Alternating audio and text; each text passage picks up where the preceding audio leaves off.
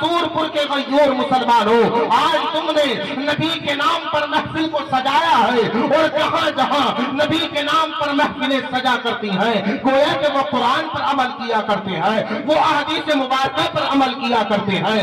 رب کا قرآن کہتا ہے اے لوگوں، جو نعمتیں ہم نے تمہیں دی ہیں ان کا خوب چرچا کیا کرو کہ یہ نعمت اللہ نے عطا کی ہے، یہ نعمت ہمیں اللہ نے دی ہے، اور نبی کو سب سے بڑی نعمت ہے، اور ایسی نعمت ہے کہ جن کے صدقے ساری نعمتیں ملی ہے، اولاد ملی ہے اسی نبی کے صدقے ملی ہے، جائیداد ملی ہے اسی نبی کے صدقے ملا کرتی ہے، ارے ایمان ملا ہے اسی نبی کے صدقے ملا ہے، یہ سانسیں ملی ہیں اسی نبی کے صدقے ملی ہے، تو کیوں ہم نبی کے نام پر اپنے گلی اور کوچوں کو نہ سجائیں؟ کیوں ہم اپنے گلی اور کوچوں کو اس انبیاء کرام کے نام پر، اس اشرف الانبیاء کے نام پر کیوں نہ سجائیں؟ تبھی تو ہم نے اپنی گلیوں کو سجائے رکھا ہے، تبھی تو ہم نے اپنی مساجد کو سجائے رکھا ہے، تبھی تو ہم نے اپنے مدارس کو سجائے رکھا ہے۔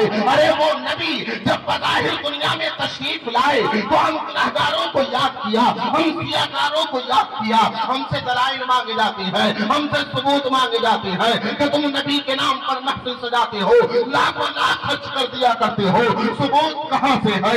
ارے جب نبی دنیا میں تشریف لائے ہیں، ہم گناہگاروں کو یاد کیا ہے، کیا ہم گناہگاروں کا یہ حق نہیں بنتا ہے؟ کیا ہم گناہگاروں کا یہ فریضہ نہیں بنتا ہے وہ نبی ہمیں یاد کریں؟ تو کیا ہم اس نبی کو یاد نہ کریں؟ وہ نبی جب دنیا میں تشریف لائے ہیں، ہم گناہگاروں کو یاد کیا ہے، ہم سیاکاروں کو یاد کیا ہے۔ راوی کا بیان ہے جب آمنہ کے لال دنیا میں تشریف لائے تو آپ کی زبان ہل رہی تھی، اور زبان سے یہ جملے نکل رہے تھے، ربی حبلی امتی، ربی حبلی امتی، ربی حبلی امتی، اے مولا میری امت کو میرے حوالے فرما دے، میری امت کو میرے حوالے فرما دے۔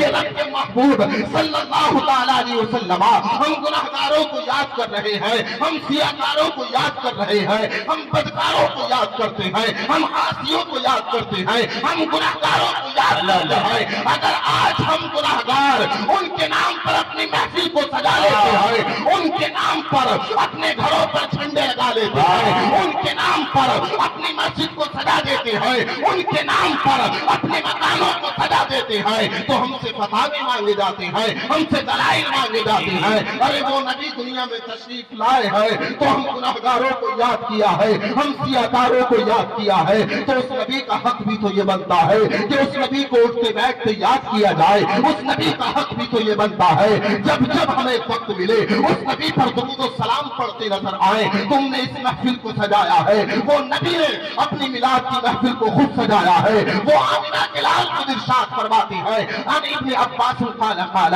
رسول اللہ صلی اللہ تعالی علیہ وسلم انا اکرم الاولین والآخرین۔ خدا آمنہ کے لال نے ارشاد فرمایا اے لوگ، اولین اور آخرین میں سب سے بزرگی والا میں ہوں۔ سبحان اللہ، سبحان اللہ۔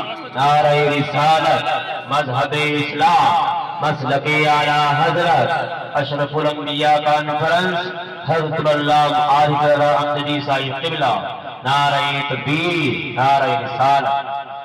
اس نبی نے خود اپنا ذکر کیا ہے، انا اکرم الاولین والآخرین، میں اولین اور آخرین میں سب سے بزرگ ہوں، سب سے عزت والا ہوں، سب سے اشرف ہوں، سب سے بزرگ ہوں۔ اگر آج ہم نبی کی محفل سجا لیں تو کیوں لوگوں کے پیٹوں میں درد ہوتا؟ آج ان کے نام پر اپنے گھروں پر جھنڈے لگا دیں تو کیوں لوگوں کے پیٹوں میں درد ہوتا ہے؟ رب کا قرآن بولتا ہے لقد من اللہ علی المؤمنین اذ بعث فیہم رسولا، ہم نے ایمان والوں پر احسان عظیم کیا کہ ان میں اپنا رسول بھیج دیا۔ علماء اکرام کی فہرست بہت طویل ہے، اس لیے کہ زیادہ بات نہ کی جائے تو زیادہ بہتر ہے۔ حضرت العلامہ استاد محترم مفتی طیب رضا ظہری صاحب قبلہ بھی تشریف لا چکے ہیں، استاد محترم مولانا عثمان رضا صاحب مصباحی قبلہ وہ بھی تشریف فرما ہے، اور دیگر علماء اکرام بھی تشریف لا چکے ہیں۔ سب کو ہمیں سننا ہے، لہذا اپنی بات کا میں اختتام کرتا ہوں رب کی بارگاہ میں دعا گو ہوں کہ اگر کم علمی کی وجہ سے کچھ اغلاط سرزد ہو گئے ہوں، کلمات کفریہ میری زبان سے نکلے ہوں، سب سے پکا سچا تائب ہوتا ہوں۔ آپ بھی یہی نیت کر لیں، کلمہ طیبہ پڑھنے لا الہ الا اللہ محمد رسول اللہ صلی اللہ تعالی علیہ وسلم، وما علینا الا البلاغ۔ السلام علیکم ورحمۃ اللہ۔